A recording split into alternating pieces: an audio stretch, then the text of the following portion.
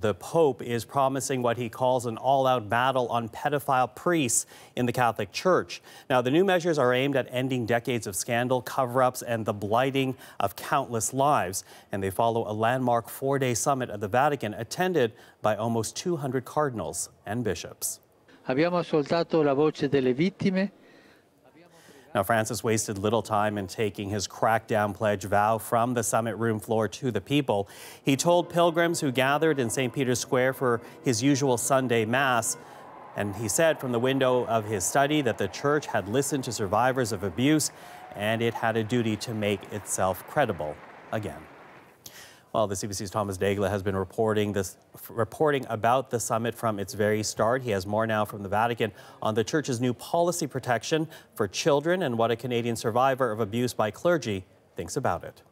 The Pope today spoke of confronting abusers with the wrath of God and compared abusive clergymen to tools of Satan. Now remember, at the start of this unprecedented summit on youth protection in the Catholic Church, he said bishops needed to come up with concrete measures to fight the scourge of sexual abuse by men in the Church. Today, he didn't propose any concrete measures himself. Instead, after he spoke, a Vatican spokesperson laid out 3 measures that officials here will be rolling out in the coming weeks. The first one is a Vatican law targeting protection of minors and vulnerable people. The second thing is a handbook that will be given to bishops around the world to lay out their responsibilities in this regard. And thirdly, a task force put together to go to communities with fewer resources to help them fight sexual abuse. Now, all that is cold comfort for the survivors who traveled from around the world, including Canada, to be here to demand zero tolerance for abusive priests and the bishops who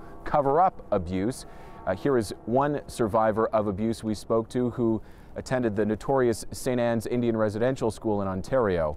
He knows we're not going to go, so he's going to have to deal with this issue, you know. When you know that sexual abuse is happening and you don't do anything about it, you look the other way, for example, you are an accomplice. Survivors of abuse say it's taking the Church too long to come up with real serious measures, but one senior cleric who spoke today compared the Church to a big ship and says it takes a long time to turn around.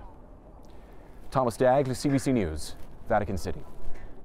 Now, the papal promise of a new child protection policy comes on the heels of a stunning admission by the Church. A top official admits accused predatory priests named by survivors in closed-door testimony this week may still actually be active in the Church. Reporter Megan Williams, who broke that part of the story, tells us more.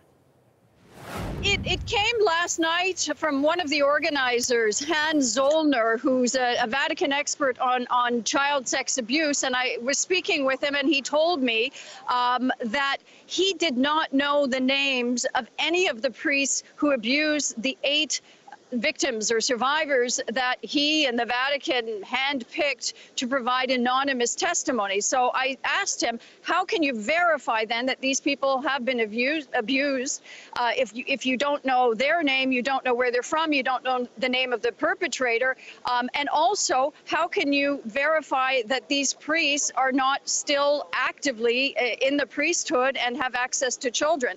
And he said because the process was so secretive, he was not able to tell me either way if these priests were still active in the Catholic Church. He said it was a necessary move to maintain the anonymity of these people, and he stood by the decision.